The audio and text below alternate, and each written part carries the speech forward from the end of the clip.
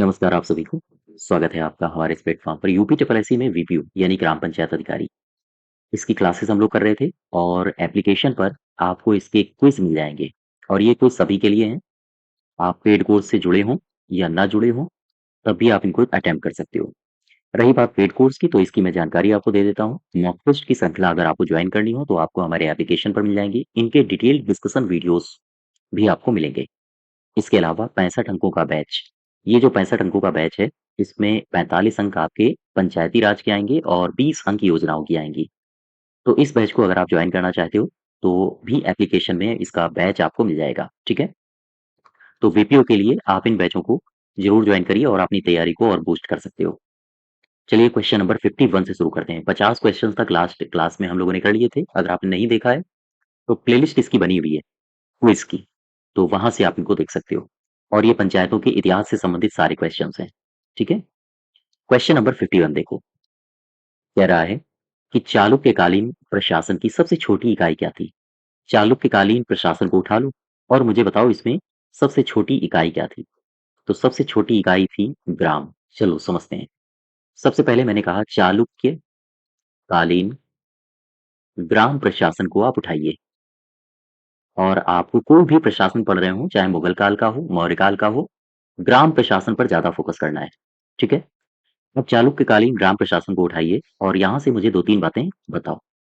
सबसे पहले आपसे अगर पूछा जाए कि ये यानी कि इस शासन काल की सबसे छोटी इकाई क्या थी? क्या बताओगे आप? सबसे छोटी इकाई क्या थी? आप बताओगे ग्राम, ठीक है?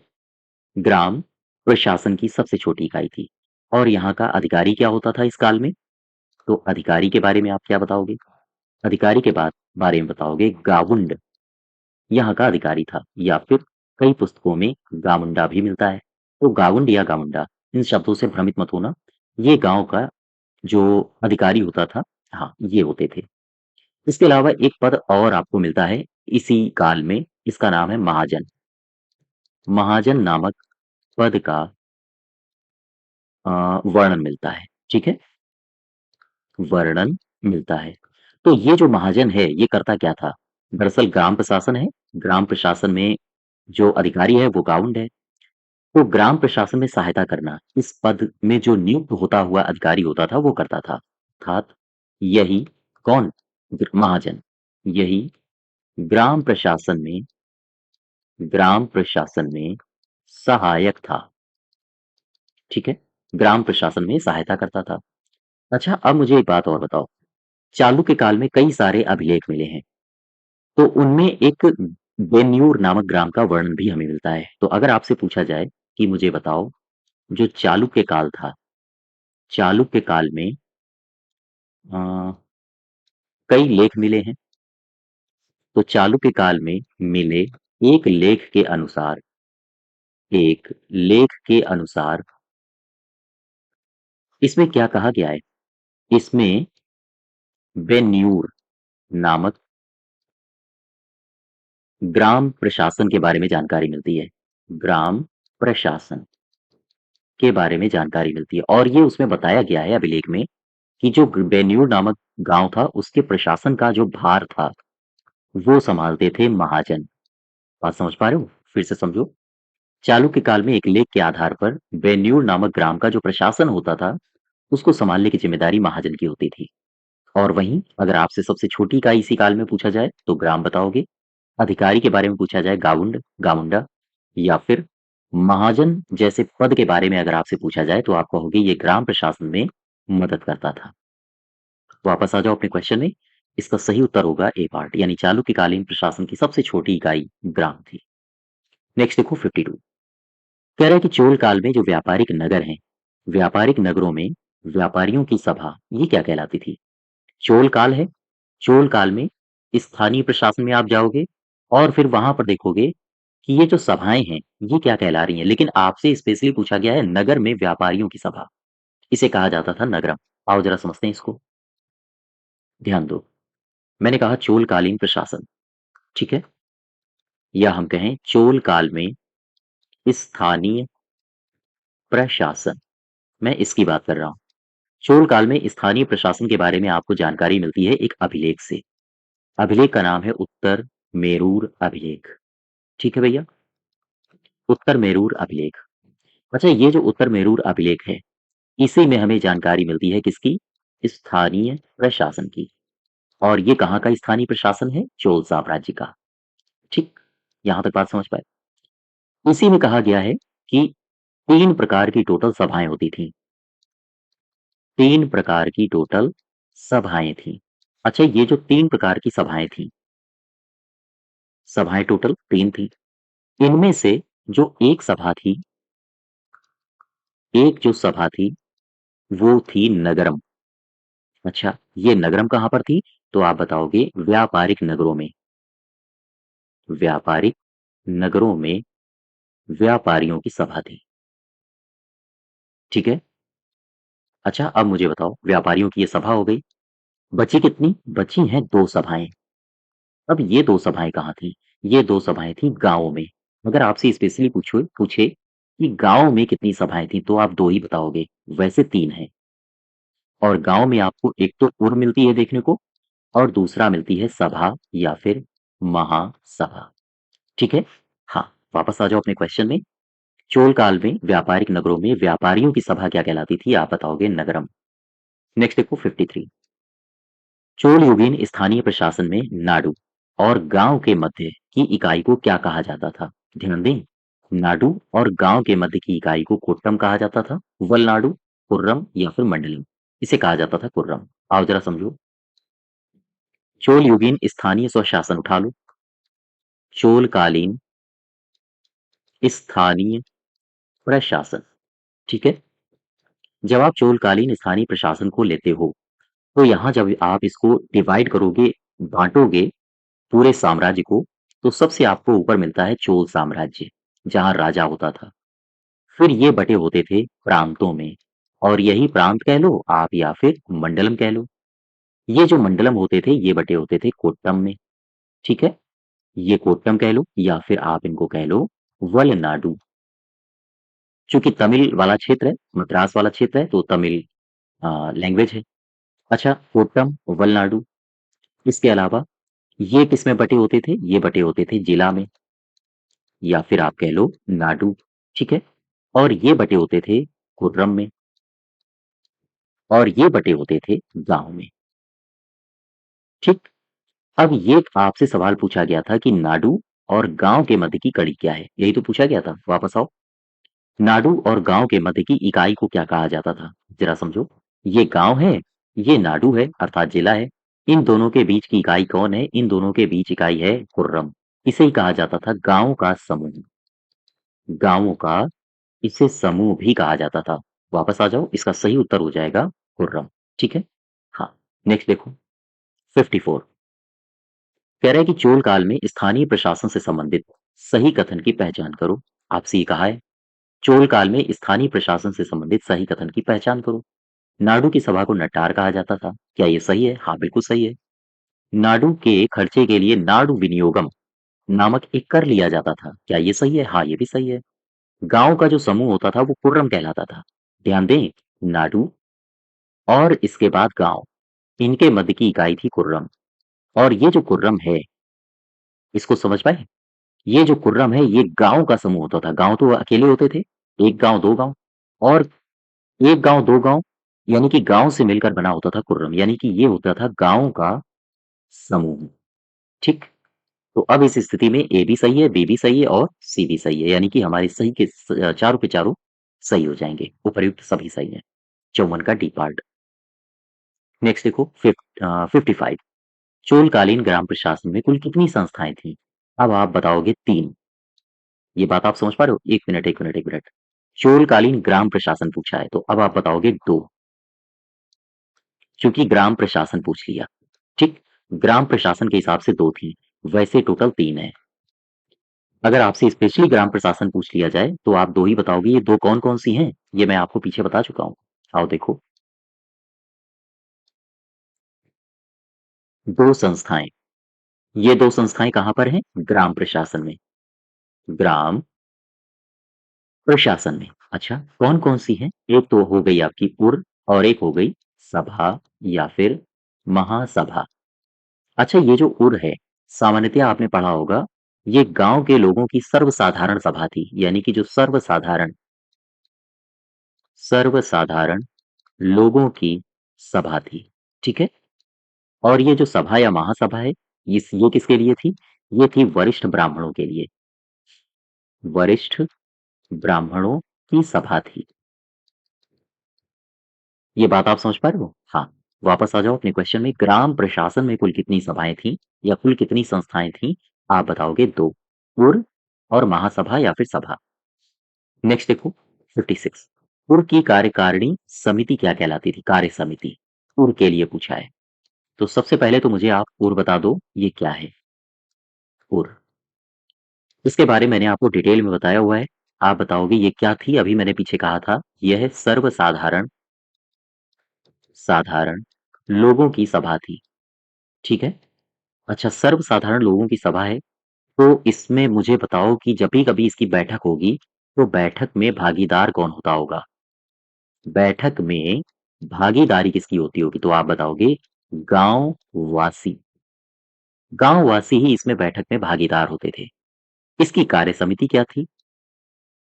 इसकी कार्य समिति क्या थी? आप बताओगे आलूगड़म, ठीक है? या फिर कई जगह गड़म भी लिखा मिलता है, तो दोनों में कंफ्यूज मत होना। ऑप्शन में आलूगड़म, हाँ, इसको देखना कहाँ पर आलूगड़म लिखा है। तो उर की अगर कार्य समिति के बारे में आपसे पूछेगा, तो यही आंसर होंगे। अब आ जाओ वापस अपने क्वेश्चन में। कह रहा है उर की कार्य समिति क्या थी? तो आपका आंसर होगा सी पार्ट, ठीक है? नेक्स्ट देखो, अग्रहार ग्रामों में शासन के लिए कौन सी संस्था थी? अच्छा, अग्रहार ग्राम ये क्या थे? और यहाँ पर शासन के लिए संस्था कौन सी काम करती थी? वारियर थी, महाजन, न्यायतार या फिर ननाबदीस? इसमें एक संस्था काम करती थी, उसका नाम था महाजन। आओ जरा समझते हैं, ध्यान दो।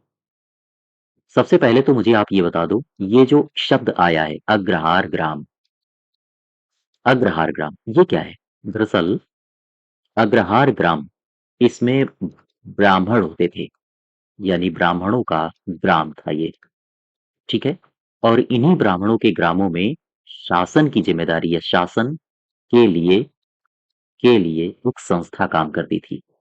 और ये जो शासन के लिए एक संस्था थी, इसे कहा जाता था महाजन। बात समझ पा रहे हो? यही थी महाजन, और महाजन नामक संस्था काम करती थी। अच्छा, अब अगर ये संस्था ब्राह्मणों के गाँव में काम करेगी, तो मुझे बताओ कि इस संस्था का में जो लोग होंगे, वो भी कौन होंगे? वो भी ब्राह्मण होंगे। अर्थात इसमें इसमें ब्राह्मणों के प्रतिनिधि प्रतिनिधि शामिल होते थे, शामिल होते थे। बात समझ पा रहे हो आप? और ये जो सभाएँ थीं, सभाएँ, एक बात याद रखना, सभाएँ अपनी समितियों के माध्यम से काम करती थीं, अपनी समितियों के माध्यम से काम करती थीं, ठीक है? और यही जो अपनी समितियों के माध्यम से काम करती थीं, इन्हें वारियम कहा जाता था, वारियम कहा जाता था। बात समझ पा रहे हो आप? वापस आ जाओ अपने क्वेश्चन में। अग्रहार ग्रामों में शासन के लिए कौन-सी संस्था थी? महाजन। नेक्स्ट देखो, पौन वारियम, ये क्या थी? स्वर्ण समिति थी, उद्यान समिति थी, न्याय समिति थी या फिर ननाफतीस? तो ध्यान दो, पौन वारियम ये स्वर्ण समिति थी। कई सारी समितियां थी। दरअसल जो गांव होते थे, गांव में शासन व्यवस्था चलाने के लिए अलग-अलग विभाग की जानकारी या हम कहें अलग-अलग विभाग की जिम्मेदारी अलग-अलग समितियों को सौंप दी जाती थी। अब ऐसी स्थिति में कई सारी समितियां थी, जैसे मैं कुछ लिखता हूं। मैंने लिखा पौन वारियम, पौन वारियम। मैंने लिखा टोट्टा वारियम। मैंने लिखा अ, गढ़वारियम, वारियम। मैंने लिखा पनीटा वारियम, ठीक है? मुझे बताओ इनका आशय क्या है? ये वारियम अ, ये किस लिए है? ये क्या काम करती थी ये वाली समिति? तो पौन वारियम ये एक स्वर्ण समिति थी, स्वर्ण समिति थी। तोटा वारियम ये क्या थी? ये थी उद्यान समिति, ठीक है? अच्छा, गढ़ वारियम क्या थी? ये ग्राम के कार्यों को देखना, कार्यों को देखना, इसका मुख्य काम था। अर्थात ग्राम के कार्यों से संबंधित समिति थी। पनीटा वारियम, ये चीनी समिति थी, चीनी समिति। ठीक है, तो ये चार की चारों समितियां आप याद रखो। वापस आ जाओ, टोन वारियम आपसे पूछा गया है तो आपका उत्तर होगा ए पार्ट, स्वर्ण समिति। नेक्स्ट देखो, चोल काल में समिति के सदस्यों को चुनने के लिए प्रत्येक गांव से कितने वार्डों को, या हम कहें प्रत्येक गांव को कितने वार्डों में बांटा जाता था? पूरा का पूरा गांव होता था। ठीक, समितियों के सदस्यों को चुनना है, तो यहाँ से गांव को कुछ वार्डों में बांटा जाता था और फिर वहां से लोगों का चुनाव होता था। और चुनाव की कुछ पद्धतियां भी थी, चुनाव के लिए कुछ शर्तें भी थी। मान लो कोई व्यक्ति इस वार्ड से चुना जाना है, तो इसके पास कुछ भूमि भी होनी चाहिए, इसे कुछ वेदों का ज्ञान भी होना चाहिए। ऐसे करके इसकी शिक्षा का निर्धारण किया जाता था। तो ये जो वार्ड हैं, मुझे बताओ, आपसे पूछा गया है कितने वार्ड में बांटे जाते थे ग्राम? तो आप ध्यान रखो, टोटल जो ग्राम होते थे, ग्रामों को 30 वार्डों में, इनको याद रखना, 30 वार्डों में बांटा जाता था, बांटा जाता था। और ये जो वार्ड थे, इन्हें कहा जाता था कुटुम्बस। बात समझ पा रहे हो? ठीक है, वापस आ जाओ अपने क्वेश्चन में। 59 का सही उत्तर हो जाएगा 30। नेक्स्ट देखो, 60, परांतक प्रथम कालीन उत्तर मेरूर अभिलेख से किस काल में ग्राम प्रशासन की जानकारी मिलती है? सीधा सा सवाल आपसे पूछा गया है। कह रहा है कि परांतक प्रथम ये राजा था, इसके काल में एक अभिलेख मिला है जिसको कहा जाता है उत्तर मेरूर का अभिलेख। ठीक, इसमें दरअसल ये इसी के काल में बनवाया गया था। तो उत्तर मेरूर अभिलेख से किस काल के ग्राम प्रशासन की जानकारी मिलती है? इसमें पल्लवकालीन जानकारी मिलती है, चालुक्यकालीन, राष्ट्रकूटकालीन, या फिर चोलकालीन। इसमें चोल काल में जो ग्राम प्रशासन था उसके बारे में वृहद व्याख्या की गई है परांतक प्रथम के उत्तर मेरूर अभिलेख में। ठीक है, हाँ, तो इसका सही उत्तर हो जाएगा डी पार्ट। नेक्स्ट देखो, 61, प्राचीन काल में जो तमिलनाडु है, तमिलनाडु में ब्रह्मदेव गांव में अपनाई जाने वाली चुनावी पद्धति ये क्या कहलाती थी? इसे कहा जाता था कुडवोले। ठीक है, कई कई जगह कुडम वोले भी लिखा है, तो कंफ्यूज मत होना। कुडम मतलब होता है ताड़ का पत्ता और वोले मतलब होता है एक मटका। अर्थात ताड़ के पत्तों में नाम लिखे जाते थे, जो भी कोई सदस्य चुनाव लड़ता था उसके नाम इस पत्ते में लिखे जाते थे, और फिर एक होता था मटका। ठीक है, इस मटके में डाले जाते थे ये ताड़ के पत्ते नाम लिख लिख के। फिर एक बच्चे को बुलाया जाता था और वो बच्चा फिर हाथ डाल के जिसका नाम निकाल देता था वो कैंडिडेट सिलेक्ट हो जाता था। तो ये जो पूरी की पूरी चुनावी प्रक्रिया है, इसे ही कहा जाता है कुडवोल है। तो पेरुमक्कल गलत हो जाएगा, न्यायफर गलत हो जाएगा, कुटुम्बस गलत हो जाएगा। ये आपका सही उत्तर होगा ए, कुडवोल है। ठीक है, ब्रह्मदेव गांव में दरअसल ये प्रक्रिया अपनाई जाती थी। अगर आपसे ये भी पूछे कि कहाँ अपनाई जाती थी, तो आप बताओगे ब्रह्मदेव गांव में। ब्रह्मदेव गांव में यह पद्धति पद्धति अपनाई जाती थी, अपनाई जाती थी। ठीक है, 61 का सही उत्तर हो जाएगा ए पार्ट। नेक्स्ट देखो, 62, निम्नलिखित में से कौन से अधिकार हैं जो चोल काल में ग्राम सभाओं के पास थे? चोल काल में ग्राम सभाओं के पास कौन कौन से अधिकार थे, ये आपसे पूछा गया है। ग्रामवासियों के सामान्य झगड़ों का निपटारा कराना, क्या ये था? हाँ, बिल्कुल था। धन जमा करना, ब्याज पर धन देने का काम था। हाँ, ठीक है। पीने का पानी, सिंचाई आदि की व्यवस्था करना, ये भी काम था। और ये सारे के सारे काम थे ग्राम सभाओं के, चोल काल में ग्राम सभाओं के। फिर से समझो, कह रहा है कि कौन से अधिकार हैं जो चोल काल में ग्राम सभाओं के पास थे? क्या बताओगे आप? आप बताओगे ग्रामवासियों के सामान्य झगड़ों का निपटारा करना, ये ग्राम सभा का काम था। धन जमा करना, ब्याज पर धन देना, ये भी ग्राम सभा का काम था। पीने का पानी अगर नहीं है, सिंचाई के लिए पानी नहीं है, तो उनकी व्यवस्था करिए आप। इसके लिए बाकायदा समितियां बनाई जाती थी। ठीक है, हाँ, जैसे आपने पंचायती राज में पढ़ा होगा कि उत्तर प्रदेश में टोटल स्थायी समितियों की संख्या 6 है। मैंने आपको बताया था, NEPCHW। ये क्या है? नियोजन समिति, E फॉर एजुकेशन समिति, P फॉर प्रशासनिक समिति, C फॉर कंस्ट्रक्शन यानी निर्माण कार्य समिति, H फॉर हेल्थ समिति, W फॉर वाटर समिति। तो अगर सिंचाई व्यवस्था का काम देखना है, पानी वगैरह का काम देखना है, तो वाटर समिति काम करती थी, जल प्रबंध समिति कहा जाता है इसे। ठीक उसी प्रकार से जब आप चोल काल में जाओगे, तो यहाँ भी कई सारी समितियों के द्वारा गांव के छोटे छोटे काम किए जाते थे। ठीक है, जैसे चीनी समिति अलग थी, गांव के कार्यों की देखरेख करने के लिए अलग समिति थी। तो इस प्रकार से कुछ समितियों का निर्धारण किया गया था, और वही समितियां अपने-अपने अधिकार क्षेत्र में उनके जो भी काम आते थे, वो सारे के सारे काम निपटाती थी। तो इसका सही उत्तर हो जाएगा डी पार्ट। नेक्स्ट देखो 63 कह रहा है वारंगल के काकतीय वंश, इसको उठा लो। आपसे पूछा है वारंगल में जो काकतीय वंश था, अगर हम उसके ग्राम प्रशासन की चर्चा करें, तो उसके ग्राम प्रशासन के संबंध में एक शब्द आता है तालारी। इस शब्द का संबंध किससे है? गांव के पुलिस वाले से है, पुजारी से है, मुखिया से है या फिर नन ऑफ दीस? तो तालारी का संबंध किससे है? आओ जरा समझते हैं। आप किसको उठाएंगे? आप उठाएंगे वारंगल का काकतीय वंश। ध्यान दो, वारंगल का काकतीय वंश। जब आप इसके बारे में पढ़ते हो और इसके खास तौर से जब आप इसके बारे में ग्रामीण प्रशासन को पढ़ते हो, तो आपको कई सारी जानकारियां मिलती हैं। एक तो आपको मिलता है पद तालारी। ये क्या था? तालारी। ये गांव का पुलिस वाला कहलाता है। गांव का पुलिस वाला। ठीक है। एक शब्द आपको मिलता है पुरोहित। ये नाम से ही आपको पता चल गया होगा। ये गांव का पुरोहित होता था, पंडित होता था।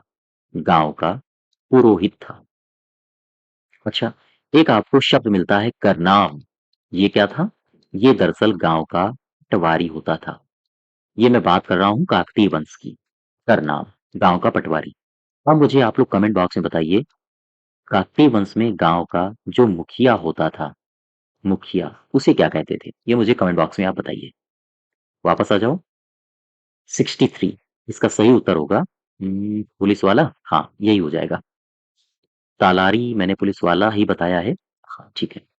वापस आओ। 63 का सही उत्तर हो जाएगा ए पार्ट। नेक्स्ट देखो, सल्तनत काल में जो सिख का निर्माण सबसे पहले ये किसने किया था? सिख। सबसे पहले आप सल्तनत काल में आओ, और ये जो सल्तनत काल है, इसको जरा डिवाइड करो। सिख आता कहाँ पे है? ध्यान दो, मैंने उठाया सल्तनत काल का प्रशासन। जब आप सल्तनत काल के प्रशासन को पढ़ते हो, तो फिर सल्तनत होती थी। ठीक। सल्तनत बटे होते थे प्रांत में। इन्हीं को सल्तनत काल में इक्ता कहा जाता था, जिनका मुखिया इक्तेदार होता था, या फिर इन्हें विलायत भी कहा गया है। ये बटे होते थे जिला में। जिला, या फिर आप इन्हें कह लो शिक। ये बटे होते थे परगना में, और परगना बटे होते थे ग्राम में। ग्राम कह लो या फिर गांव कह लो। अच्छा, ये जो जिला या फिर शिक है, इसी, या हम कहें इसका निर्माण कार्य, इसका निर्माण सबसे पहले किसने किया था? सर्वप्रथम बलबन ने किया था। बलबन ने किया था। अच्छा, ये बलबन ने किया है तो कब किया होगा? 1279 में। ईयर भी याद रखो। ठीक है। वापस आ जाओ। शिप का निर्माण सबसे पहले किसने किया था? आप बताओगे बलबन ने। ये बात आप समझ पा रहे हो? हाँ। नेक्स्ट देखो 65। सल्तनत काल में जो ग्राम प्रशासन है, ग्राम प्रशासन से संबंधित अधिकारी कौन था? सल्तनत काल में, ऐसे समझो, जब भी कभी आप सल्तनत काल में आओगे, सल्तनत काल, तो सल्तनत काल के जब आप अधिकारियों के बारे में पढ़ते हो, तो कई सारे अधिकारी आपको देखने को मिलते हैं, जैसे पटवारी, जैसे खूत, जैसे मुकद्दम, जैसे चौधरी। ये सारे के सारे जितने भी मैंने लिखे हैं, ये गांव से संबंधित थे। गांव से ही संबंधित अधिकारी हैं। ठीक है। वापस आओ। आपसे पूछ क्या रहा है? सल्तनत काल में ग्राम प्रशासन से संबंधित अधिकारी कौन नहीं था? पटवारी भी था, खूत भी था, मुकद्दम भी था, समाहर्ता नहीं है। ये मौर्य काल से संबंधित है। तो 65 का सही उत्तर हो जाएगा टी। नेक्स्ट देखो 66। विजयनगर प्रशासन में कितने शासकीय अधिकारियों का समूह आयंगार कहलाता था? सबसे पहले तो ये जो आयंगार लिखा है ना, इसको उठा लो। ये है क्यों? ये क्या है? आयंगार व्यवस्था। तो अगर आपसे सीधा सा सवाल पूछे कि ये जो आयंगार व्यवस्था है, ये कहाँ है, किस वंश से संबंधित है, ये किस काल से संबंधित है, तो ध्यान दें, विजयनगर, विजयनगर साम्राज्य से संबंधित है। ठीक है। संबंधित है। अच्छा, अब मुझे ये बताओ, आयंगार व्यवस्था जो है, ये विजयनगर साम्राज्य की कैसी व्यवस्था है? शासकीय या फिर ग्रामीण? तो आप कहोगे विजयनगर साम्राज्य की ग्रामीण प्रशासन की व्यवस्था थी। ठीक है। अच्छा, अब मुझे बता दो, आयंगार व्यवस्था विजयनगर प्रशासन की ग्रामीण व्यवस्था थी, ठीक है? मुझे ये बताओ, इसमें इस व्यवस्था को संचालित करने के लिए कितने अधिकारी नियुक्त किए जाते थे? आप बताओगे। 12 शासकीय अधिकारी। 12 शासकीय अधिकारी इसमें नियुक्त किए जाते थे। ठीक है भैया? नियुक्त किए जाते थे। अच्छा, इसमें मुझे 2 और बातें बता दो। ये जितने भी 12 शासकीय अधिकारी थे, ये कैसे होते थे? क्या इनको इनका पद कैसा होता था? क्या ये हर साल अलग हो जाते थे या इनका पद आनुवांशिक होता था? इनको वेतन कैसे मिलता था? कथन कारण में आपसे पूछे जा सकते हैं या फिर पॉइंट्स बना सकता है।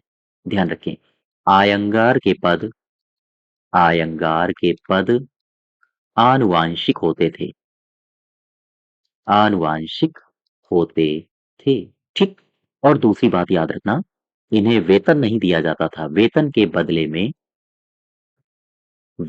बदले में कर मुक्त भूमि दी जाती थी। भूमि दी जाती थी। ये बात आप समझ पा रहे हो? वापस आ जाओ। इसका सही उत्तर हो जाएगा, कितने अधिकारियों का समूह था ये? आप बताओगे 12। नेक्स्ट देखो, 67 कह रहा है कि मेलग्राम, गौर करें, मेलग्राम कितने गांवों का समूह था? ये पूछा है आपसे। आप सबसे पहले तो मुझे बता दो, ये जो मेलग्राम है विजयनगर साम्राज्य में, इसको किसमें विभाजित किया जाता था? मेलग्राम मैंने लिखा, ये 50 गांवों का समूह था। गौर करना, 50 गांवों का समूह था मेलग्राम। और ये जो मेलग्राम था, इसे स्थल या फिर सीमा में डिवाइड किया जाता था। और ये जो स्थल या सीमा है, इसमें भी कुछ गांव होते थे। ये भी कुछ गांवों का समूह था। कुछ गांवों का समूह था, ठीक है? ये 20, 25, 10 गांवों के समूह होते थे। अच्छा, इसके अलावा उर या फिर ग्राम, यानी स्थल सीमा, और ये बटे होते थे उर या फिर ग्राम में। और ये जो उर या फिर ग्राम होते थे, ये होती थी प्रशासन की सबसे छोटी इकाई। सबसे छोटी इकाई। तो अब वापस आओ अपने क्वेश्चन में। आपसे पूछा है मेलग्राम में कितने गांव थे? आप बताओगे 50, ठीक है? नेक्स्ट देखो, क्वेश्चन नंबर 68 कह रहा है कि विजयनगर साम्राज्य में ब्रह्मदेव गांव की सभाओं को क्या कहा जाता था? 68 में कह रहा है कि विजयनगर साम्राज्य में जो ब्रह्मदेव गांव हैं, उनकी सभाओं को क्या कहा जाता था? देखो, यहां से पहले मैं आपको विजयनगर साम्राज्य के बारे में समझाऊं। विजयनगर साम्राज्य, ठीक? ये जो विजयनगर साम्राज्य है, इसमें 2 प्रकार की सभाएं थी, या हम कहें 2 प्रकार के गांव थे। एक तो थे ब्रह्मदेव गांव थे, और दूसरे प्रकार के गांव थे, इन्हें कहा जाता था गैर ब्रह्मदेव गांव, ठीक है? अच्छा, अब अगर हम ब्रह्मदेव गांव और गैर ब्रह्मदेव गांव की बात करें, तो ब्रह्मदेव गांव की जो सभाएं थी, इन सभाओं को कहा जाता था चतुर्वेदी मंगलम। याद रखिएगा, फिर से समझ लो। ब्रह्मदेव जो गांव थे, उनकी सभाओं को कहा जाता था चतुर्वेदी मंगलम। और जो गैर ब्रह्मदेव गांव थे, उनकी सभाओं को क्या कहा जाता था? इनकी जो सभाएं होती थीं, इन्हें पुर कहा जाता था, ठीक? अच्छा, एक मुझे और बात बता दो। एक आपसे सवाल और पूछा जाता है नाडू के बारे में। नाडू, आपसे सीधा सा सवाल पूछा जाता है कि मुझे बताओ, गांव की एक बड़ी राजनीतिक राजनीतिक इकाई को क्या कहा जाता था विजयनगर साम्राज्य में? आप कहोगे नाडू, ठीक है? वापस आ जाओ। 68 का सही उत्तर हो जाएगा चतुर्वेदी मंगलम। अ, ब्रह्मदेव गांव की सभाओं को, हाँ ठीक है। नेक्स्ट देखो, 69 मुगल काल में जो गांव थे, गांव को क्या कहा जाता था? सीधा सा सवाल है, मावदा, सूबा, प्रांत या फिर इक्ता? आप कहोगे मावदा। देखो, मुगल काल में, आप उठा लो मुगल काल को। मुगल काल, गौर करें यहाँ पे। अगर आपसे 2-3 मैं सवाल पूछूं, मुझे बताओ कि प्रशासन की सबसे छोटी इकाई, सबसे छोटी इकाई मुझे बताओ मुगल काल में। तो आप बताओगे ग्राम या फिर गांव, ठीक है? दूसरा सवाल मुझे बताओ, जो गांव होते थे, उन्हें क्या कहा जाता था? उन्हें कहा जाता था मावदा या फिर डीह कहलाते थे। फिर से समझो। मैंने कहा मुगल काल। मुगल काल में प्रशासन की सबसे छोटी इकाई क्या थी? आपने कहा ग्राम। मैंने पूछा कि गांव जो थे उन्हें क्या कहा जाता था? आपने कहा मावड़ा या फिर डी। अच्छा, अब मैं आपसे पूछता हूं कि जो मावड़ा थे, जो ग्राम थे जिन्हें मावड़ा कहा जाता था, या फिर आप कह लो डी, ठीक है, इनके अंतर्गत इनके अंतर्गत कई सारी छोटी छोटी बस्तियां थी। और ये बस्तियां क्या कहलाती थी? मुझे इतना बताओ। ये कहलाती थी नागला। बात समझ पा रहे हो? तो ये तीन बातें हैं जो आप याद रखो मुगल काल से। वापस आ जाओ। मुगल काल में गांव को क्या कहा जाता था? मावदा। फिर देखो, मुगल काल में जो गांव था, गांव के प्रधान को क्या कहा जाता था? और कौन था जो गांव का समस्त भूमि का ब्यौरा रखता था? तो यहां तो आ जाएगा पटवारी। ठीक, ये तो सही हो गया। मुकद्दम नहीं होगा, जमींदार भी नहीं होगा, ननाफिस, यानी यहां पर आ जाएगा मुकद्दम। यहां पर मुकद्दम, अर्थात मुगल काल में जो गांव का प्रधान होता था मुकद्दम होता था, और गांव का जो पटवारी होता था वो गांव की समस्त भूमि का ब्यौरा रखता था। ये पार्ट आपका सही हो जाएगा। ठीक है। और मुझे ये बताओ, ये तो बात हो गई मुकद्दम और पटवारी की। अगर मुझे ये बताओ कि गांव वासी अगर लड़ जाएं, यानी गांव वासी के विवादों का निपटारा ये कौन करवाता था? तो आप बताओगे ये करवाती थी गांव पंचायत। ठीक है। गांव पंचायतें, कोई भी गांववासी हैं उनके मध्य अगर विवाद हो जाता है तो उसका निपटारा करवाने की जिम्मेदारी पंचायतों की होती थी। खैर फिलहाल 70 का सही हो जाएगा ए पार्ट। 71 देखो, कह रहा है मावदा के अंतर्गत आने वाली छोटी छोटी जो बस्तियां होती थी उन्हें क्या कहा जाता था? उन्हें कहा जाता था नागला। मावदा या फिर डी, ये तो गांव थे, और नागला कहा जाता था उन्हें। नेक्स्ट देखो, 72 कह रहा है कि 1687 में बोर्ड ऑफ डायरेक्टर्स ने सबसे पहले कहां पर नगर निगम बनाने की अनुमति दी थी? अच्छा, अगर मैं भारत के मैप में आपको ले चलूं, भारत के नक्शे में, और भारत के नक्शे का दक्षिणी भाग अगर मैं आपसे डिस्कस करूं, तो ये वाला जो क्षेत्र है, ये वाला क्षेत्र, ये तो केरल हो जाएगा। ये इस समय तमिलनाडु है। उस समय केरला वगैरह ये सामूहिक रूप से कहलाता था मद्रास। ठीक है। और ये जो मद्रास है, यहाँ पर 1687 में सबसे पहले जो स्थानीय प्रेसिडेंसी थी, उन स्थानीय प्रेसिडेंसियों में नगर निगम की स्थापना की गई। वहीं अगर मैं यहाँ पर कलकत्ता की बात करूं, और ये वाला आपका पूरा का पूरा क्षेत्र महाराष्ट्र और गुजरात का कहलाता था मुंबई, यानी ये है बंबई और ये है कलकत्ता। बोलो भाई, कोलकाता। तो बंबई और कोलकाता में 1726 में इनकी स्थापना हुई थी स्थानीय निकायों की। तो मद्रास में 1687, सबसे पहले मद्रास में, और इसके बाद बंबई और कोलकाता में। वापस आ जाओ। आपसे यही पूछा गया है, बोर्ड ऑफ डायरेक्टर्स ने कहां पर सबसे पहले नगर निगम बनाने की अनुमति दी थी? बंबई में, आगरा में, कोलकाता में, या फिर मद्रास में? आप बताओगे मद्रास में। नेक्स्ट देखो, ब्रिटिश काल में स्थानीय करदाताओं को नगर निगमों में सदस्य चुनने के अधिकार से कब वंचित कर दिया गया? ब्रिटिश काल में जो स्थानीय करदाता हैं उनको पहले नगर निगम में वो अपने सदस्य को चुन सकते थे, लेकिन फिर ये अधिकार उनसे छीन लिया गया। क्यों? कैसे छीना गया? कब छीना गया? आओ जरा समझते हैं।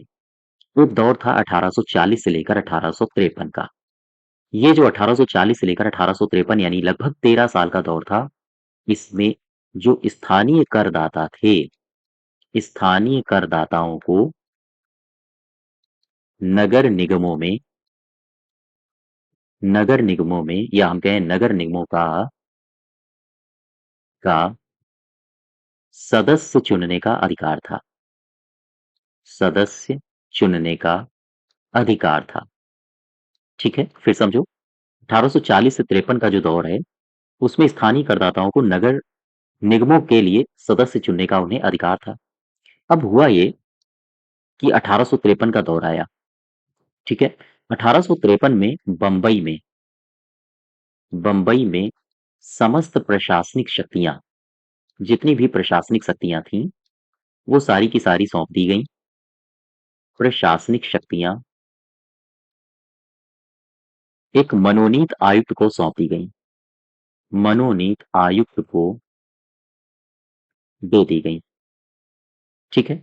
अब ऐसी स्थिति में हुआ ये कि जो स्थानीय लोग थे 1853 में, इन लोगों से ये जो अधिकार था ये छीन लिया गया, यानी स्थानीय करदाताओं को जो नगर निगम में ये सदस्य चुनते थे, ये अधिकार 1853 में इनसे छीन लिया गया। वापस आ जाओ, आपसे वही पूछा गया है कि अधिकार ये कब छीना गया था? 1853 में। नेक्स्ट देखो 74, कह रहा है कि ब्रिटिश काल में ग्राम पंचायत के संबंध में अनेक विधेयक पारित किए गए। वर्ष 1925 आते-आते उत्तर प्रदेश सहित कितने प्रदेशों में ग्राम पंचायत अधिनियम बनाए गए थे? ये पूछ रहा है आपसे।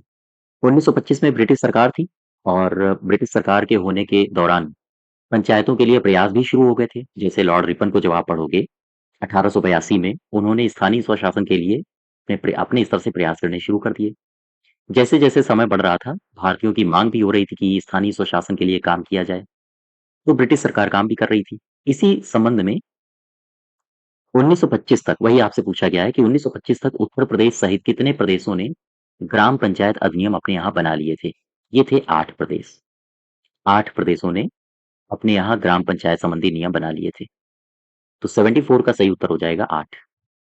नेक्स्ट देखो 75, कह रहा है निम्नलिखित में से किस वर्ष लॉर्ड मेयो ने वित्तीय विकेंद्रीकरण का प्रस्ताव रखा? लॉर्ड मेयो ने वित्तीय विकेंद्रीकरण का प्रस्ताव कब रखा था?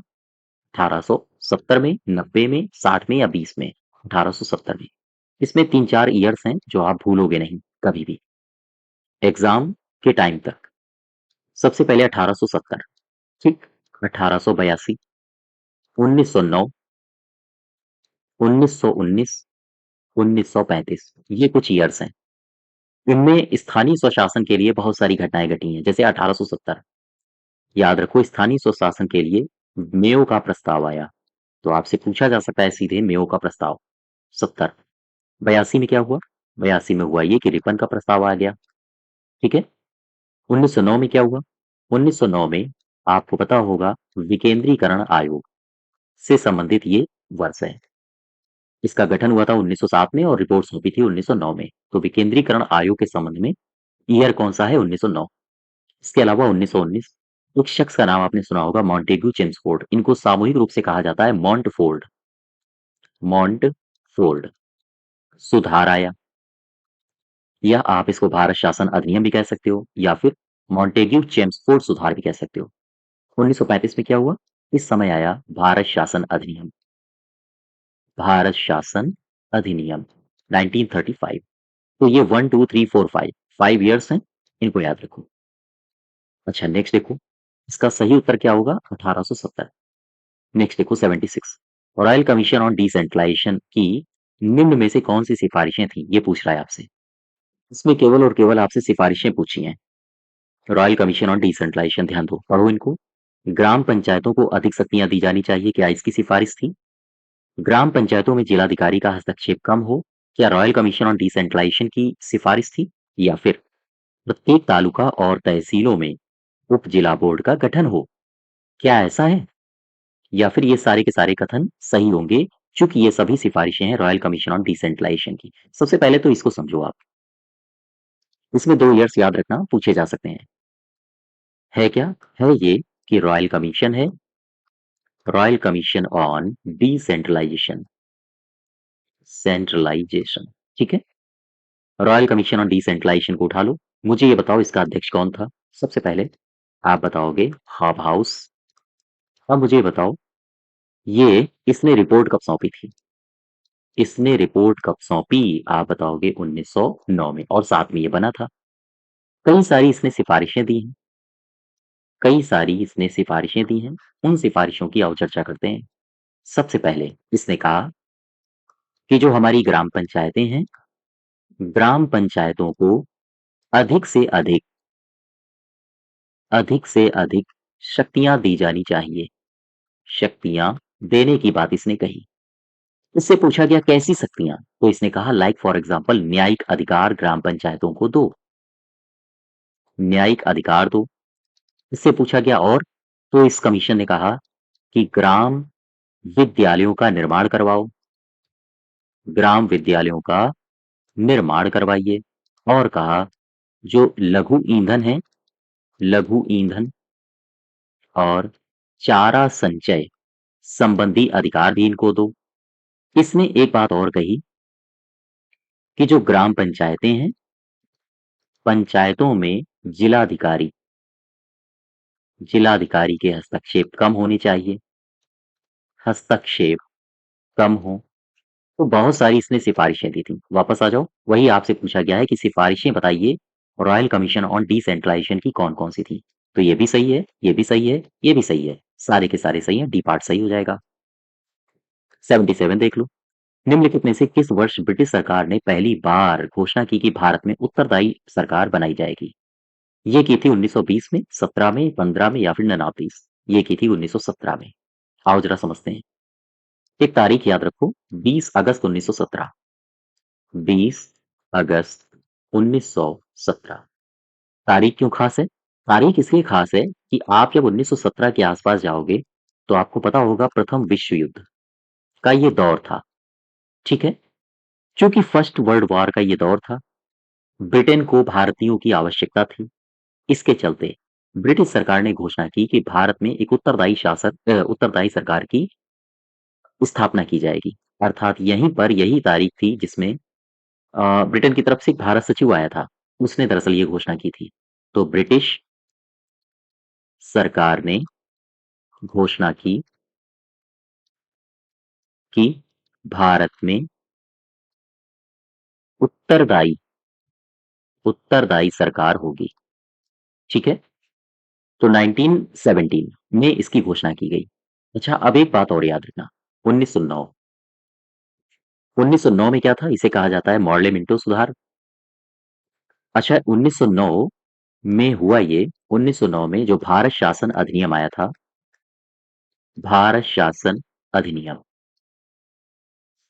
1909 के भारत शासन अधिनियम में विधान परिषदों में विधान परिषदों में सांप्रदायिक मतदान की व्यवस्था की गई थी। सांप्रदायिक मतदान की व्यवस्था की गई। चूंकि सांप्रदायिक मतदान की व्यवस्था की गई थी, कहां पर? यह की गई थी विधान परिषदों में। जैसे जैसे समय बीता, लोगों ने मांग उठानी शुरू कर दी थी कि न सिर्फ विधान परिषदों में, बल्कि हमें स्थानीय निकायों में भी निकायों में भी सांप्रदायिक सांप्रदायिक मतदान चाहिए। मतदान दो। और ये मांग उठाने लगे थे, जैसे कुछ अपोजिशन की पार्टियां थी, मुस्लिम लीग वगैरह। तो खैर, वापस आ जाओ। इसका सही उत्तर हो जाएगा 1917। नेक्स्ट देखो। निम्नलिखित में से किस की निम्नलिखित में से किस सिफारिश के अंतर्गत स्थानीय स्वायत्त शासन को हस्तांतरित विषय बनाया गया था? बता सकते हो आप? कौन सी सिफारिश थी? या हम कहें, कौन सा ऐसा सुझाव था जिसके अंतर्गत जो स्थानीय स्वायत्त शासन है उसको हस्तांतरित विषय बनाया गया था? बताइए, इसका सही उत्तर क्या होगा? मॉन्टफोर्ट सुधार था, मॉर्ले मिंटो सुधार था, या फिर भारत शासन अधिनियम 1935 था, या फिर 1929 था? सही उत्तर होगा मॉन्टफोर्ट सुधार। ठीक है? मॉन्टफोर्ड, ध्यान दो। इसे ही कहा जाता है भारत शासन अधिनियम। भारत शासन अधिनियम कहाँ का है ये? 1919 का। या आप इसे कह सकते हो मॉन्टेग्यू चेम्सफोर्ड सुधार। ठीक है? चूंकि आप मॉन्टेग्यू चेम्सफोर्ड सुधार कह सकते हो, तो अब आप इनको जोड़ भी सकते हो। मॉन्टेग्यू का उठा लो मॉन्ट, और चेम्सफोर्ड का पीछे वाला उठा लो, यानी फोर्ड। इसे ही कहा जाता है मॉन्टफोर्ड सुधार। ठीक है? हाँ। तो कंफ्यूज मत होना इनके इनके नाम को लेके। ठीक है? अब जरा मुझे ये बताओ, इसमें 2-3 सुझाव बताइए, कौन-कौन से इसने सुझाव दिए थे? इसने कहा था, जो स्थानीय स्वायत्त शासन को हस्तांतरित विषय बनाया जाए। इसने कहा था, जो स्थानीय स्वशासन के लिए भारतीय मंत्री होना चाहिए, या हम कहें भारतीय मंत्री को प्रभारी बनाया जाना चाहिए। ये सारी की सारी सिफारिशें इसी ने दी थी। वापस आ जाओ। 78 का सही उत्तर हो जाएगा मॉन्टफोर्ड। 79 देखो। वर्ष 1930 में किस कमीशन की रिपोर्ट ने सुझाव दिया था कि स्थानीय स्वायत्त संस्थाओं पर सरकारी नियंत्रण बढ़ा दिया जाना चाहिए? ये दिया था साइमन कमीशन ने। 27 मई 1930 साइमन कमीशन ने ये सुझाव दिया था। नेक्स्ट देखो, कह रहा है 80 नंबर। कि निम्न में से किस अधिनियम के अंतर्गत स्थानीय स्वशासन को प्रांतीय विषय घोषित किया गया था? 1947 तो गलत होगा, 58 भी गलत हो जाएगा, 35 सही होगा। ठीक है, भारत शासन अधिनियम 1935, इसे ही कहा जाता है 1935 का अधिनियम, 1935 का अधिनियम। और भारत के संविधान में सबसे ज्यादा अगर कहीं किसी अधिनियम की छाप देखने को मिलती है तो 1935 के अधिनियम की ही देखने को मिलती है। यही है भारत शासन अधिनियम। ठीक है, और इसी में कहा गया था कि जो प्रांतीय स्वायत्तता है, प्रांतीय स्वायत्तता के लागू करने के लिए या हम कहें लागू करने के अंतर्गत अंतर्गत स्थानीय स्वशासन को प्रांतीय विषय घोषित किया गया, प्रांतीय विषय घोषित किया गया। वापस आ जाओ अपने क्वेश्चन में, सही उत्तर हो जाएगा 1935। 81 देखो, भारतीय गांव को लघु गणतंत्र की संज्ञा दी गई है। ये किसने दी है? मेटकाफ ने दी है, कर्जन ने, मिंटो ने, या फिर विलियम ने? ये दी है चार्ल्स मेटकाफ ने। अच्छा, एक शख्स और है, एक शख्स का आपने नाम सुना होगा, इनका नाम है लुडविग महोदय। ये भी काफी चर्चा में रहते हैं। लुडविग महोदय पंचायती राज से संबंधित क्यों चर्चा में रहते हैं? क्योंकि ये एक ऐसे शख्स थे जिन्होंने सभा की तुलना सभा की तुलना राज्यसभा से की है, राज्यसभा से की है। और इन्होंने समिति की तुलना लोकसभा से की है, लोकसभा से की। तो ये दोनों बातें आप याद रखो। आपसे पूछा जा सकता है कि लुडविग महोदय जो हैं, उन्होंने समिति की तुलना किससे की है? आप बताओगे लोकसभा। लुडविग महोदय ने सभा की तुलना किससे की है? आप बताओगे राज्यसभा से। या फिर आपसे ये ऐसे पूछा जा सकता है कि सभा की तुलना राज्यसभा से और समिति की तुलना लोकसभा से करने वाले कौन से शख्स हैं? इनका नाम है लुडविग महोदय। गांधी जी भी अपने पीछे नहीं रहे। गांधी जी ने भी एक डायलॉग डिलीवर कर दिया और काफी फेमस हो गया। गांधी जी, इन्होंने भी कह दिया, क्या कहा? इन्होंने कहा, भारत की आत्मा गांव में बसती है, गांव में बसती है। ठीक है, और इन्होंने कहा, और यदि गांव नष्ट हुए तो शहर, तो सॉरी, गांव नष्ट हुए तो भारत नष्ट हो जाएगा, ऐसे कहा। भारत नष्ट हो जाएगा, है ना? तो ये शख्स हैं कुछ जिन्होंने अपनी अपनी बातें गांव पंचायत या गांव क्षेत्र के संबंध में कही हैं। इसका सही उत्तर हो जाएगा मेटकाफ। नेक्स्ट देखो 82, भारतवर्ष की प्राचीन राजनीति से संबंधित एक पुस्तक है अर्थशास्त्र। इसमें आदर्श गांव की कल्पना की गई है। हाँ ठीक है, उस पुस्तक का संबंध निम्नलिखित में से किससे है? मेगस्थनीज से है, चाणक्य से है, आर्यभट्ट से है, चाणक्य से है। नेक्स्ट देखो 83, कह रहा है गांव गुटबाजी का मलकुंड है और असमानता का अड्डा है।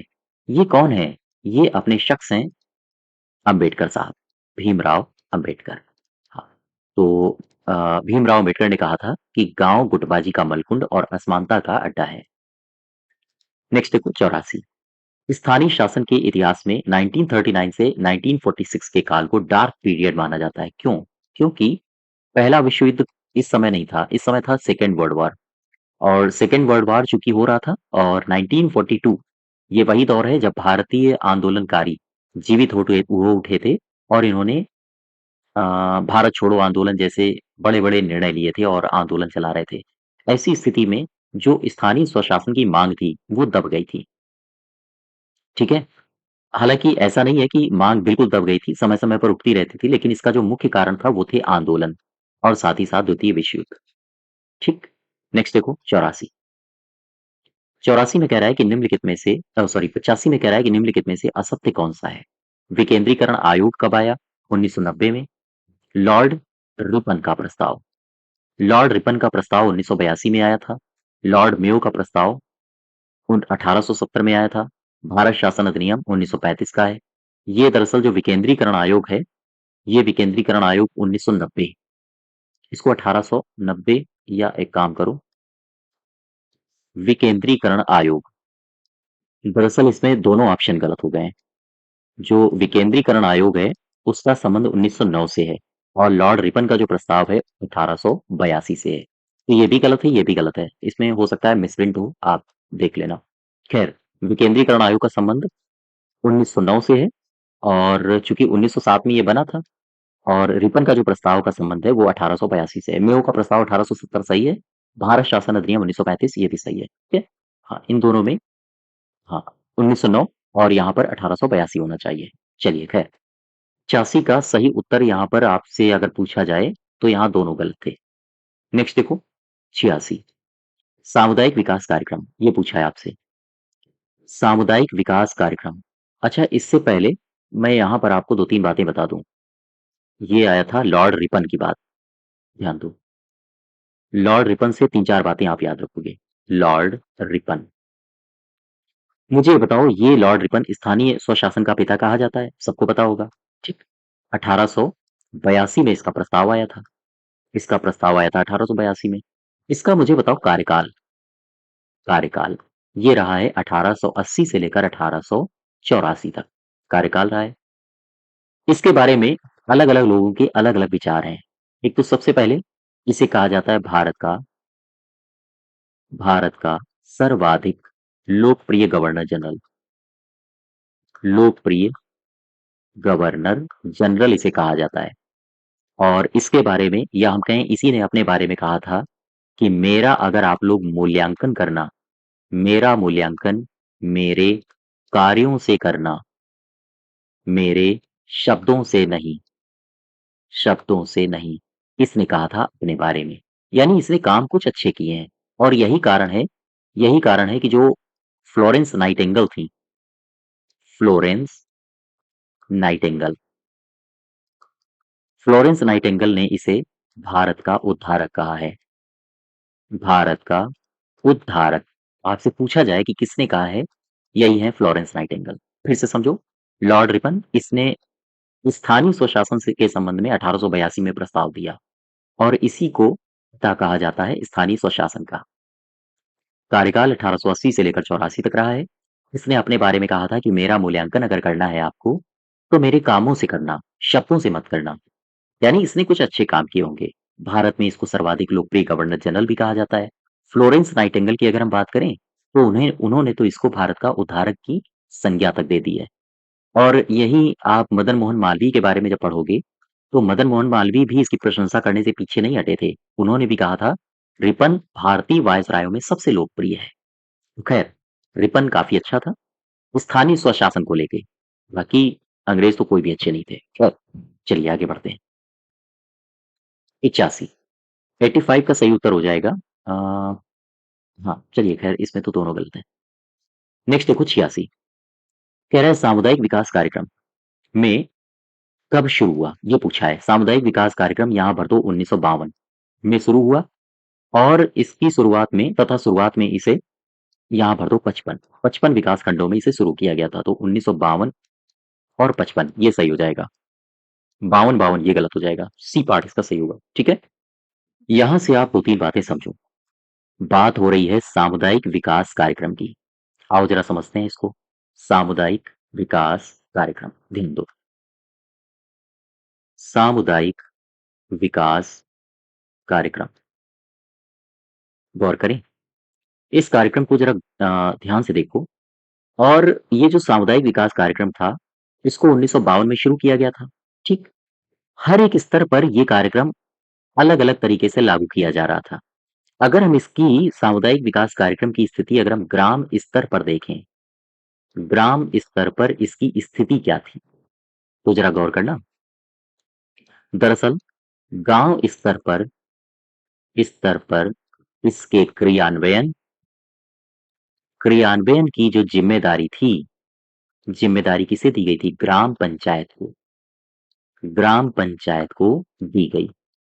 फिर से समझो, ग्राम स्तर पर सामुदायिक विकास कार्यक्रम की जब हम स्थिति की जांच करते हैं, तो गांव स्तर पर इसके क्रियान्वयन की जिम्मेदारी दी जा रही थी ग्राम पंचायतों को, ठीक। लेकिन एक उस समय पद था, किसका, ग्राम सेवक का। सबसे महत्वपूर्ण योगदान, यानी कि सबसे महत्वपूर्ण भूमिका ग्राम सेवक की थी। ग्राम सेवक की थी। क्यों भूमिका इसकी महत्वपूर्ण मानी जाती है? क्योंकि ये बीच की कड़ी था। अर्थात अगर हम बात करें ग्राम सेवक की, तो ग्राम सेवक सरकारी अधिकारियों के मध्य, सरकारी अधिकारी और ग्रामीण समुदाय के बीच की कड़ी था। बीच की कड़ी था। ये बात आप समझ पा रहे हो? उस वजह से इसकी महत्वपूर्ण भूमिका थी। और चूंकि ग्राम सेवकों की कमी भी थी और ये प्रोग्राम भी रन कराना था, इस वजह से 10 गांव चुने गए थे। 10 गांवों के ऊपर ऊपर एक ग्राम सेवक की नियुक्ति होती थी। एक ग्राम सेवक को नियुक्त किया जाता था। किया जाता था। ठीक है? फिर से समझो। 10 गांवों के ऊपर आपसे सीधा सा सवाल अगर पूछा जाए सामुदायिक विकास कार्यक्रम के अंतर्गत कितने गांवों के ऊपर एक ग्राम सेवक की नियुक्ति का प्रावधान किया गया था? आप बताओगे 10। ठीक। अच्छा, ये जो सामुदायिक विकास योजना है, सामुदायिक विकास योजना, गौर करना, ये जो सामुदायिक विकास योजना है, इसका संपूर्ण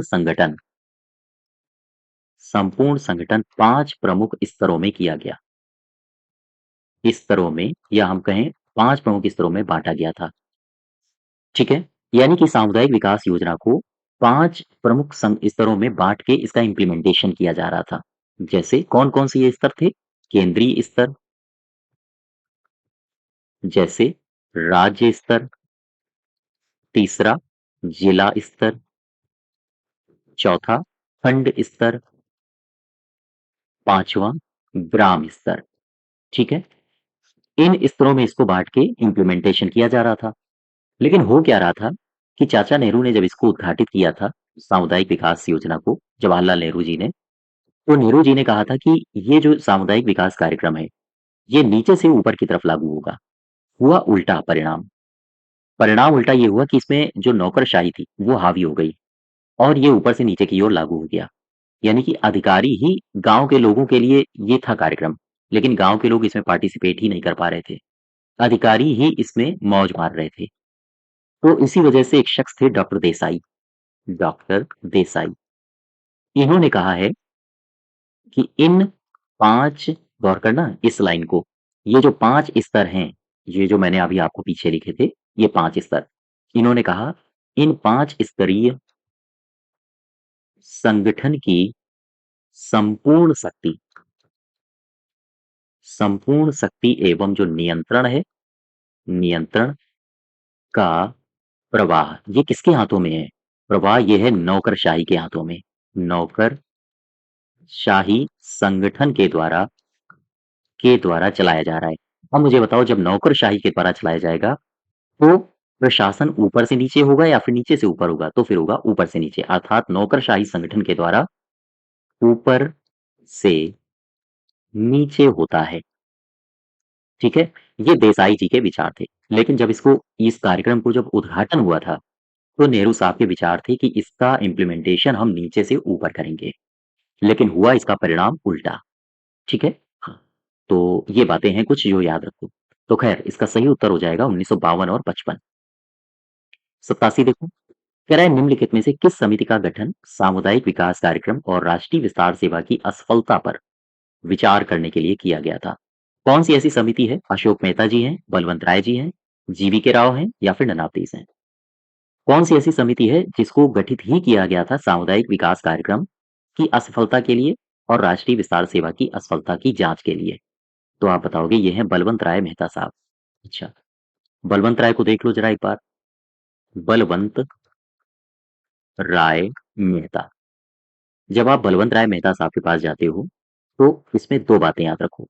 इस समिति का गठन कब हुआ और इस समिति ने अपनी रिपोर्ट कब पेश की? नवंबर 1957, और गठन हुआ था जनवरी 1957।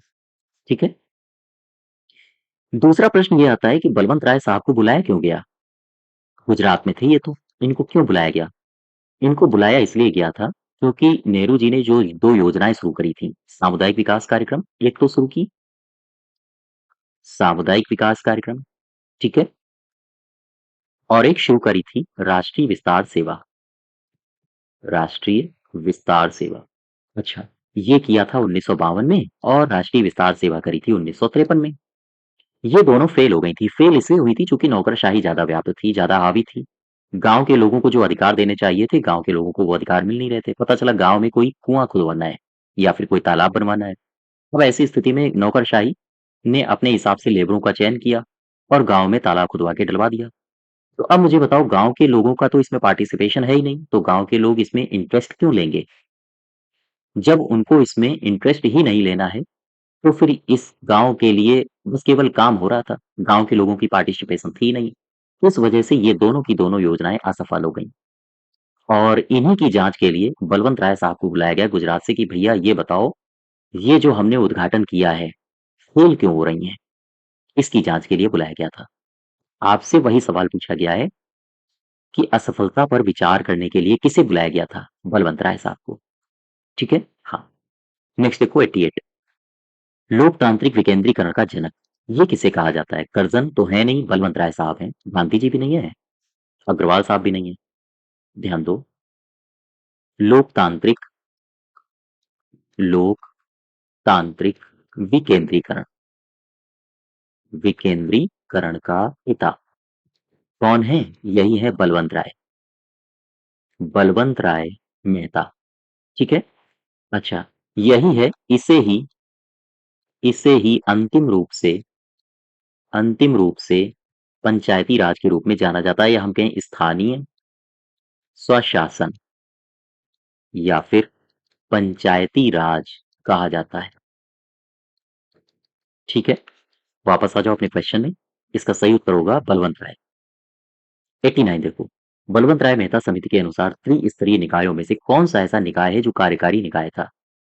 आपसे पूछा है कि 3 स्तर हैं, उन 3 स्तरों में से ऐसा कौन सा निकाय है जो कार्यकारी था? अच्छा, उच्च स्तरीय निकाय है, निम्न है या फिर मध्यवर्ती है?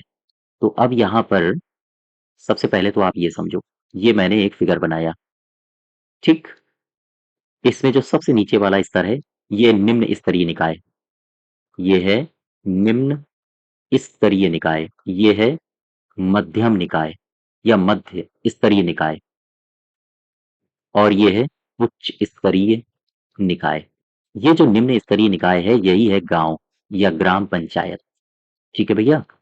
ये जो मध्य स्तरीय निकाय है, ये है क्या बोलते हैं इसे? पंचायत समिति या फिर मंडल पंचायत? पंचायत समिति। ठीक? और ये जो उच्च स्तरीय है, इसे कहा जाता है जिला पंचायत। अब मुझे बताओ कि बलवंत राय साहब ने किसे कहा था कार्यकारी निकाय? यही पूछा गया आपसे। तो आप उठा लो पंचायत समिति को, ठीक? या फिर आप इसे ही कह देते हो खंड पंचायत। तो आप पंचायत समिति कह दो या फिर कह दो खंड पंचायत, बात बराबर है। इसे ही आप कह देते हो मध्यवर्ती मध्यवर्ती निकाय। बोलो भाई। अच्छा, अगर आप इसको पंचायत समिति कहते हो, खंड पंचायत कहते हो, मध्यवर्ती निकाय कहते हो, तो कुछ भी हो, ये बीच वाला निकाय की मैं बात कर रहा हूँ। ये ग्राम है, ये जिला है और ये बीच वाला है। यही है पंचायत समिति, यही है खंड पंचायत और यही है मध्यवर्ती निकाय। ठीक? और यही है कार्यकारी निकाय। कार्यकारी निकाय। अगर आपसे सीधा सा सवाल पूछे कि मुझे बताओ बलवंत राय साहब के अनुसार कार्यकारी निकाय कौन सा है, तो ये बीच वाला। अच्छा, कार्यकारी तो ये हो गया, तो फिर सलाहकारी कौन हुआ? सलाहकारी ये हो गया ऊपर वाला। ऊपर वाला कौन सा है? जिला परिषद। जिला परिषद। बोलो भाई। ये जिला परिषद है और ये हो गया आपका सलाहकारी, यही हो गया समन्वयकारी, या फिर यही हो गया आपका पर्यवेक्षण निकाय। ठीक है? हाँ। अच्छा, अगर आपसे पूछा जाए इसका अध्यक्ष कौन होगा मेहता साहब के अनुसार, तो आप बताओगे इसका अध्यक्ष होगा जिलाधिकारी। जिलाधिकारी। ठीक है? वापस आ जाओ अपने क्वेश्चन में। आपसे पूछा गया था कार्यकारी निकाय बताओ, तो आप बताओगे मध्यवर्ती निकाय। यही कार्यकारी निकाय है, ये वाला निकाय। सबसे निचला, सबसे ऊपर, इन दोनों को हटा दो। ये वाला निकाय आपका कार्यकारी निकाय है, बलवंत राय मेहता साहब के अनुसार। अच्छा, अब आ जाओ 90 नंबर में। कह रहा है कि अशोक मेहता समिति, इसको उठा लो। और इस समिति में कितने सदस्यीय ये समिति थी? सबसे पहला सवाल, फिर से समझो। कह रहा है कि अशोक मेहता की जो समिति थी, वो कितने सदस्यीय थी? और इसके बाद आपसे पूछा गया है कि उसने पंचायती राज को सशक्त करने के लिए रिपोर्ट में कितनी सिफारिशें दी? तो आंसर तो आपका हो जाएगा 13 और 32, 132 सॉरी।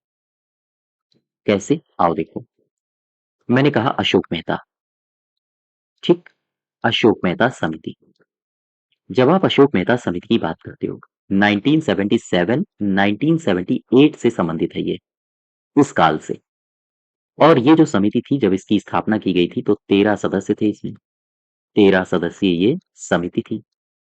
इसके अलावा इसने 132 सिफारिशें दी थी।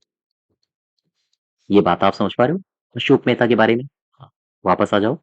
इसमें सही उत्तर हो जाएगा ए पार्ट। 13 सदस्य और 132 सिफारिशें। यहाँ से एक बात और याद रखना अशोक मेहता जी से, इन्होंने एक सिफारिश और दी थी। इन्होंने कहा था कि जो पंचायतें हैं, पंचायतों का जो कार्यकाल होना चाहिए, वो कार्यकाल 4 साल का होना चाहिए।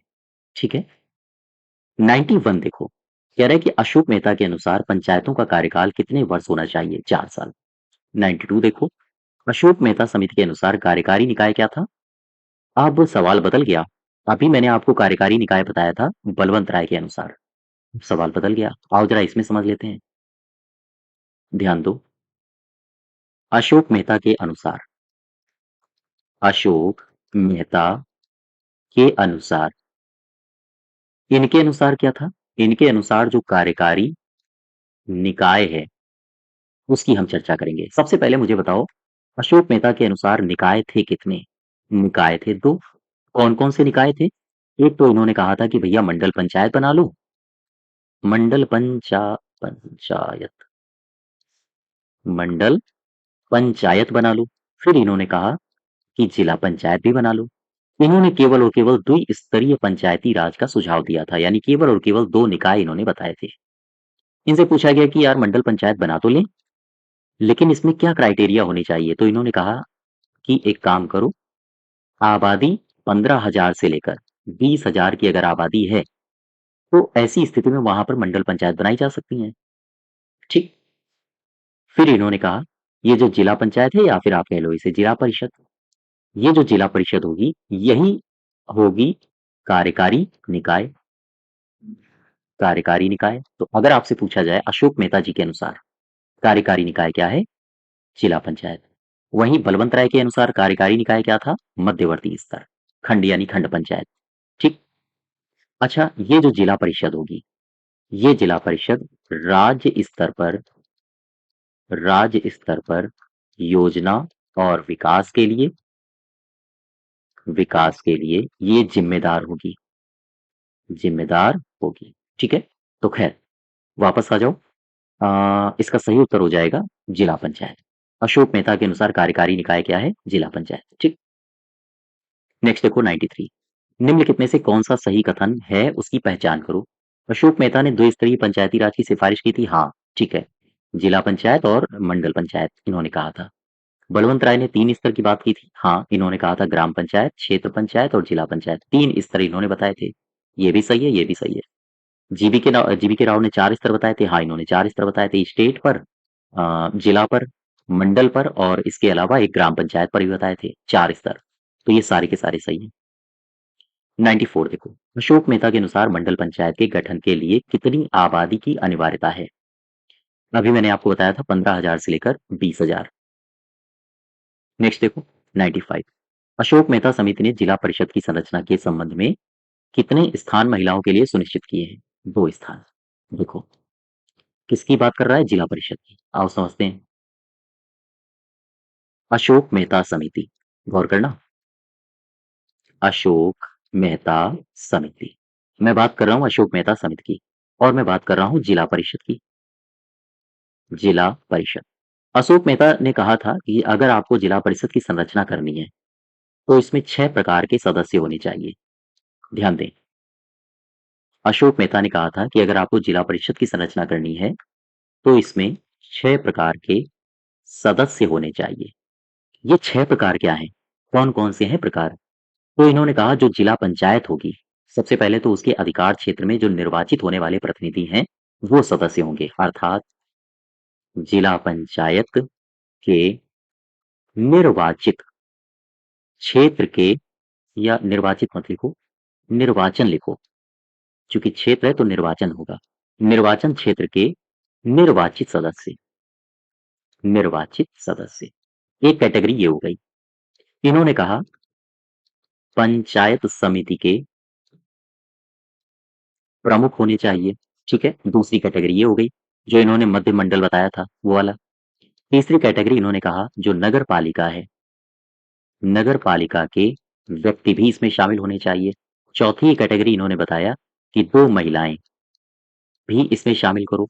और पांचवी कैटेगरी इन्होंने बताई थी, इन्होंने कहा कि ऐसे 2 लोगों का चयन करो जिसमें से एक ग्रामीण विकास में रुचि रखता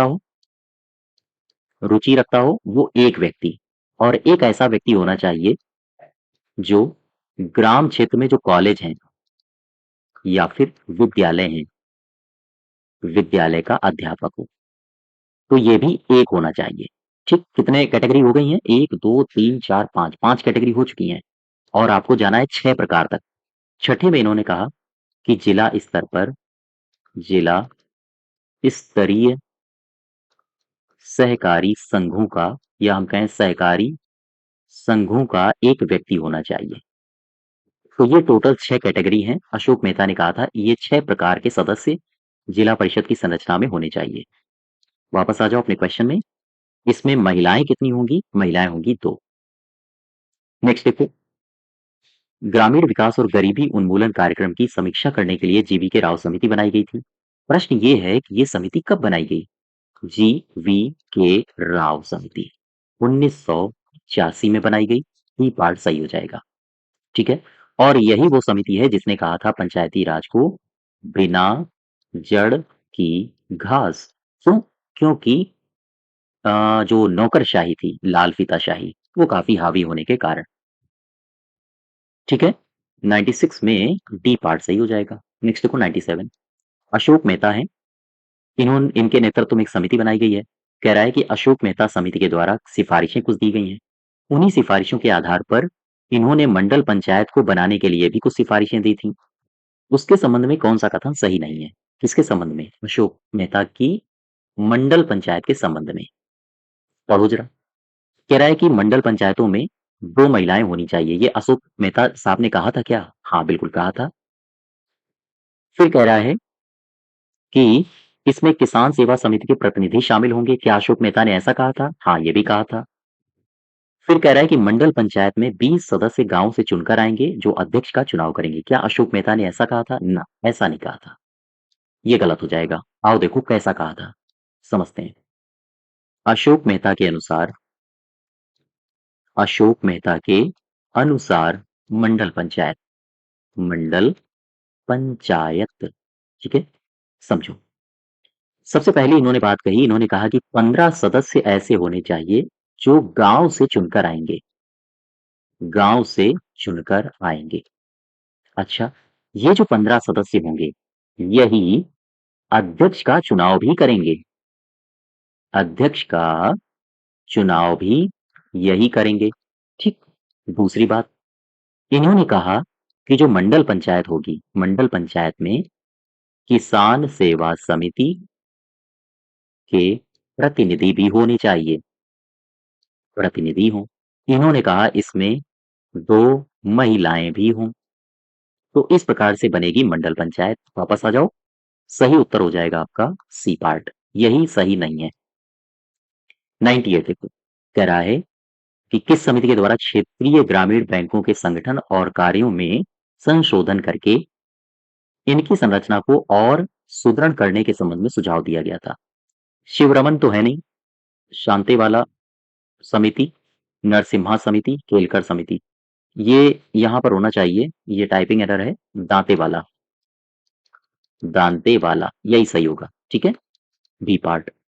और ये जो दांतवाला समिति है, दांतेवाला कह लो या फिर दांतवाला, 1978 से संबंधित है, 1978 से। और ब्लॉक स्तरीय योजना और ग्रामीण ऋण से संबंधित है। तो बी पार्ट आपका सही हो जाएगा, दांत वाला समिति। नेक्स्ट देखो 99, पंचायती राज से संबंधित निम्नलिखित में से ये समितियां दी गई हैं, इन समितियों को कालानुक्रम में व्यवस्थित करो। ये कह रहा है बलवंत राय सबसे पहले आए थे, अशोक मेहता, फिर हनुमंत राव, फिर जीवीके राव समिति। देखो, इसके ईयर्स आप याद रखो। जैसे मैंने कहा बलवंत राय, इनका संबंध है 1957 से। फिर मैंने कहा अशोक मेहता, इनका संबंध है 1977 से।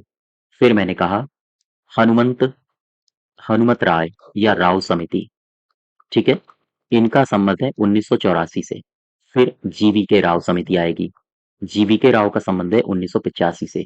तो बलवंत, अशोक, हनुमंत और जीवीके, यही सही हो जाएगा। बलवंत, अशोक, हनुमंत और जीवीके, यही कालानुक्रम के अनुसार सही है। नेक्स्ट देखो, निम्न में से कौन सी सिफारिश है जो एलएम सिंघवी समिति से संबंधित नहीं है? एलएम सिंघवी समिति 1985-86 में से संबंधित है ये, 1986। और इसने कहा क्या था? गांव के समूहों के लिए न्याय पंचायत की स्थापना हो। हाँ, बिल्कुल सही है। न्यायाधिकरण की स्थापना हो, ये भी इन्होंने कहा था। पंचायतों को संवैधानिक रूप से मान्यता दी जानी चाहिए, ये भी इन्होंने कहा था। पंचायतों पर नौकरशाही छवि हावी है, इसके कारण ये बिना जड़ की घास है, ये गलत है। ये कहा था जीवीके राव ने, जीवीके राव ने, ये गलत हो जाएगा। तो सिंघवी साहब से कौन सा संबंधित नहीं है? डी पार्ट, ठीक है। तो ये पंचायती राज इतिहास, जो कि हम लोग परंपरागत इतिहास पढ़ रहे थे, और इसके बाद हम लोग पंचायती राज में जो संवैधानिक उपबंध हैं उनके एमसीक्यूज करेंगे। तो खैर, ये क्विज है, इसके 100 क्वेश्चंस हम लोगों ने कंप्लीट कर लिए हैं। इन्हीं क्वेश्चंस को अगर आप अटेम्प्ट करना चाहते हो तो आपको हमारे एप्लीकेशन पर ये बिल्कुल फ्री मिल जाएंगी। आप सभी लोग इनको अटेम्प्ट कर सकते हो, ठीक है। इसी आगे नेक्स्ट रन कंटिन्यू करेंगे। धन्यवाद।